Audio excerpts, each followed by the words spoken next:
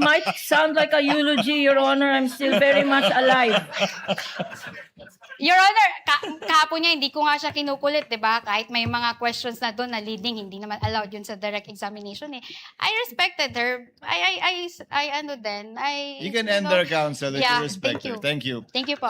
Miss Eileen, ayon sa tanong ng counsel, simple lang po naman, nakalagay ba sa Joint Memorandum Circular 2015-01 na kailangan may mahuli para maging successful ang isang pagbigay ng reward or information? Wala pong nakalagay. Ang nakalagay lang po, proof of success of information gathering and or surveillance So, activities. interpretasyon niyo po yun na dapat may mahuli para maging successful?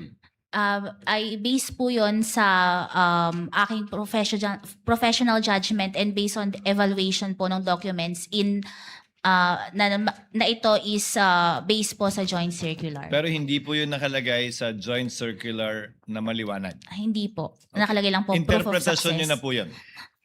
Doon po sa pag-evaluate ko, yun po yung naging basis Okay. ko. Okay. Please proceed, Attorney Christine. Salamat po. Okay, so sa tingin nyo, no, dahil gusto nyo dapat may huli, hindi part ng confidential activity yung crime prevention? Ganun ho ba? Hindi ho siya part nun? Pwede pong pakiulit? At hindi ho part yung crime prevention na walang nangyaring masama. Doon sa event na yun, hindi ho yun part ng confidential work or surveillance? Hindi pa po siya sufficient as proof of success. Hindi siya sufficient. So, dapat talaga may mangyari na krimen at may mahuli para po may proof of success tayo. Kasi nga po, meron po yung for payment of information and payment of reward. So, yung payment of information, yun kasi yung nakakatulong dun sa... Simple lang naman yung tanong ko, Celine, no? What if walang nangyari na masama dahil nga sa ginawang confidential work? At nag-certify ngayon sila Chika na walang nangyari na masama. There was no untoward incident. Ano yan? Your Is Honor, we that object. a proof of success or not?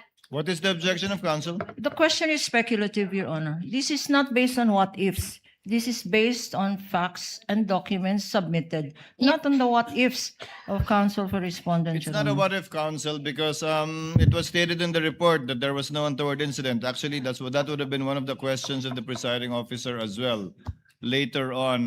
Attorney Silene, ibahin natin ang payment for reward at payment for information.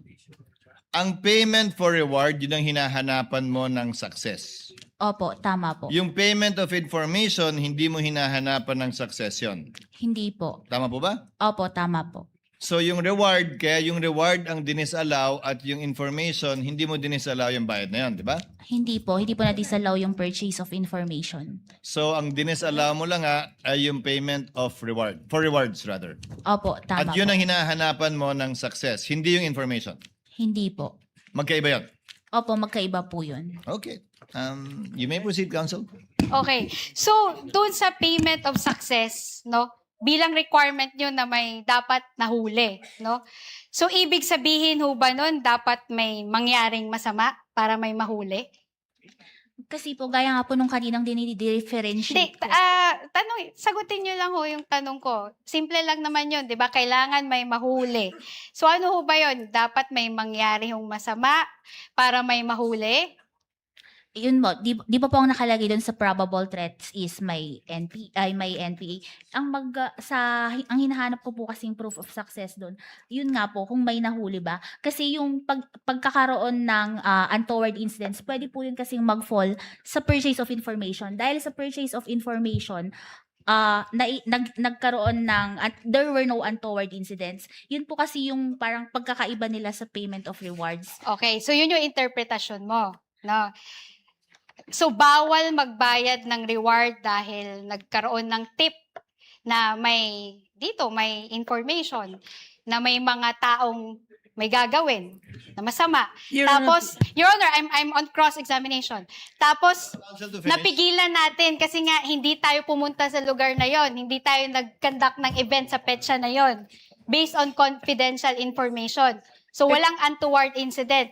So, Your- bawal ho bayaran ng reward yung tao na Excuse me. nagbigay ng information Are you na yun. done with the question? Don't I answer. think right now she is. I make an objection, Your Honor. Yes, what's your objection, Counsel? Your Honor, the counsel is now asking a misleading question. She is mixing payment of rewards and payment for information, Your Honor. The list required by this witness is for payment of rewards. Precisely, payment of information is not disallowed. Now, counsel is saying payment of information is may we ask her to reform? Is she Yeah, I referring to can. payment of rewards Reward, or Your Honor. payment for information? Because the information here is not disallowed. Again, It's not counsels. disallowed in the AOMs, Your Honor. Again, counsels, kindly address Your the Honor. court or the presiding officer and not talk to each other directly. Miss Eileen, to abbreviate and save on the court's time. Miss Eileen, kapag kami nagbigay ng impormasyon, naghahanap ng threat, baka may threat sa Vice President, may nagbigay ng impormasyon, walang threat. Ligtas ang Vice President pag nagpunta siya dyan. Hindi magka-classify yon na pwedeng bigyan ng reward at success.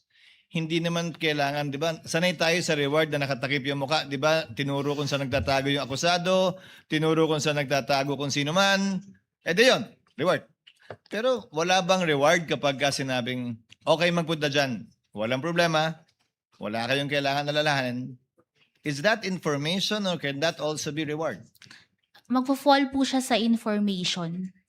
So, kailan lang magiging reward yun kapag ka may naturo? Opo, kasi yun yung proof of success. Tuloy niyo po. Yun yung proof of success ng information na ibigay kasi may na-apprehend po or yun po, ganun po. Yun, ulitin ko po yan ang interpretasyon nyo, pero wala po yan sa Joint Memorandum Circular. Opo, based po sa, yun po lang yung hinihingi under item 4.8.5.b. Ngayon, saan nyo ba binase ang interpretasyon nyo yan? Yan ba yung ginawa ng lahat ng mga nauna sa inyo sa pwestong yan? Kinopya nyo lang or sarili nyo po yan at ngayon lang ginawa yan? Doon po sa mga ibang na-audit ko, ang ina-attach po talaga nila is yung payment of rewards na may mga nahuli po.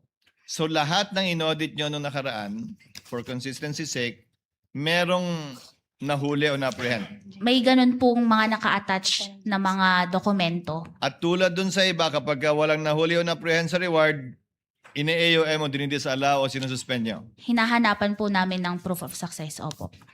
na may nahuli nga. Opo. To prove consistency on your part. But do you have any knowledge na yung mga predecessor mo, yan din yung standard na ginamit? Pare-pareho po kami na based sa joint circular po ang aming basis ng audit. Pero wala nga dun eh. So interpretasyon mo, yan at yan yung interpretasyon din ng mga nauna sa'yo sa pagkakaalam mo? Sa akin po, yun po yung naging Sa'yo lang? interpretation. Opo. Okay. You may proceed, Attorney Salamat Christine. po, Your Honor. I will go back to the podium.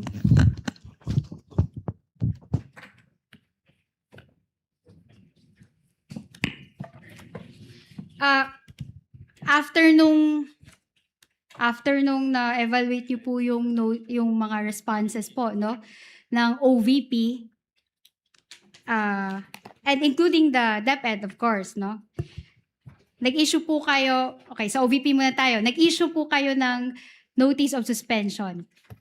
We're referring to the Office of the Vice President. Opo, yung sa fourth quarter. Ang nag-issue pa po nun is si Mr. Hindi, ang tanong ko for the year 2023, first to third quarter, may notice of suspension mo ba na na-issue? Wala po. Okay.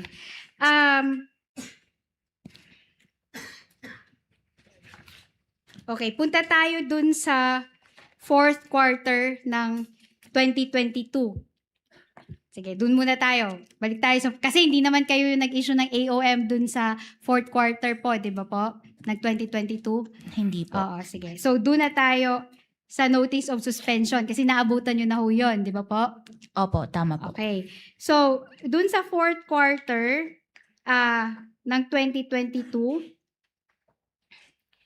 no? Nag-issue kayo ng notice of suspension dated December 13, 2023. Tama po ba? Opo, tama po. Okay.